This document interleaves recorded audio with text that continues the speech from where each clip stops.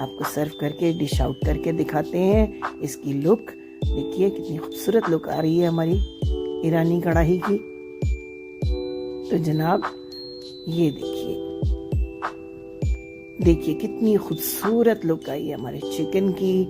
मसाला ज़बरदस्त तरीके से तैयार हो चुका हुआ है और खाने के लिए रेडी है हमारी भाप उड़ाती और खुशबूदार मज़ेदार किस्म की ईरानी कढ़ाई, जो ट्रेडिशनल कढ़ाई से बड़ा डिफरेंट फ्लेवर देगी और आपको जनाब घर भर की मशहूर और बहुत पसंदीदा कुक बना देगी।